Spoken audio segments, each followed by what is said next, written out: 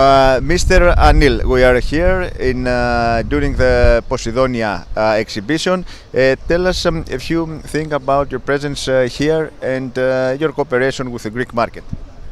Well, Posidonia is always one of the biggest events in the shipping industry anywhere in the world. And I've been coming here, I think, for the last maybe 10 years. I see a lot of optimism this year. It's a great place to meet people not only from the Greek market but all over the world. Ship owners, brokers, classification societies, yards, they're all here, from China to America and all the countries in between. So to me, if there's only one event you have to attend in a year in shipping, this is it. I mean, of course, it's every 2 years, but this is number one. I mean, there's nothing that's comparable to this event. Well, I mean, our core business is ship recycling. We have been doing this for more than 20 years. And somebody just showed me a little alert that came from Lloyd's List this morning about the event we had, a party last night that nobody would have thought in a cash buyer's party there would be so many, different groups of people attending. What that tells me is 2-3 things. One, ship recycling as an industry. People realize the significance of this industry. And again, as I said, it's not just the ship owners, but also the class societies and the banks and the legal community. They all. So there's a greater understanding of what ship recycling is. It's not a dirty word. It's an important industry. And second, us as GMS, of course, we have done more things now in the area of projects and finance and investments, in addition to just doing plain ship recycling. So this has brought us a lot more closer to ship owners and the mainstream shipping community. Even though ship prices today are probably a record high, I mean, we're talking about almost $500 a ton. It's a significant appreciation in scrap prices. The reasons owners sell is not really high scrap prices, is the freight markets. When the charter rates are low, more ships come for scrap. The trend we are seeing is, of course, more modern ships are now being scrapped. Then the life cycle of ships is getting younger. For example, in container segment, the ships less than 20 years old are being scrapped.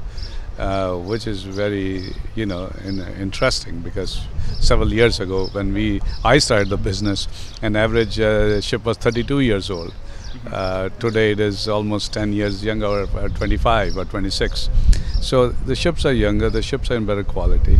But in one way it's good, because as more eco-design ships come into the marketplace, better fuel-efficient engines, special survey dry dock is coming the fifth. People feel it's better to just buy a better ship than to keep on. I think that's good for everybody. It's good for the environment, it's good for business to have, more modern ships in the water. For the longest time this has become a chicken and egg story. The ship recycling yards keep on telling us, why should we invest money? Because owners are looking, for the last cent. They're looking for the highest price. And they're right. I think majority of the ship owners, I can't give you a figure, but I would say 80%, 90% are the owners who look for the last $1.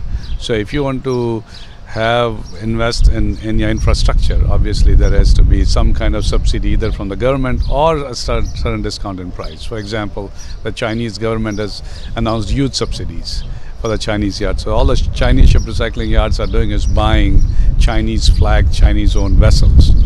We are not seeing any foreign flag vessels going to China, and the price difference is almost $150 per ton. But that's a huge subsidy they are getting from the government, so they can afford to do that. Whereas in the Indian subcontinent, which is the biggest recycling center, there are no subsidies. There is hardcore competition. So what happens is, except for a few owners, the Japanese owners are conscious. There is a better growth. What we have tried to do is ourselves invested with some of the ship recycling yards to help them improve their standards, because to have a good environmentally responsible ship recycling is good for everyone. And India has started being ahead of the game. So you have major ship owners, again, as I said, the Japanese, the Europeans, the Scandinavians, who have come in, who have themselves sent their inspectors to inspect these yards, and then come with a short list of what they call the good yards. And so we have owners will come to us and say, okay, We will scrap the ship in India, but it will go to these yards. In fact, we have taken a lot of, always we have a team of people who accompanies these owners, and we have a short list of yards that we feel can be recommended. So that is gradually, the train is moving in the right direction, but it's a slow process. I think people are either not aware, or if they're aware, they still feel either they will be, how to say, chastised for that. So, but the industry has definitely moved in the 5-6 years. IMO did a great job with the Hong Kong Convention, and that's what started moving industry in the right direction. Thank you very much. Thank you very much.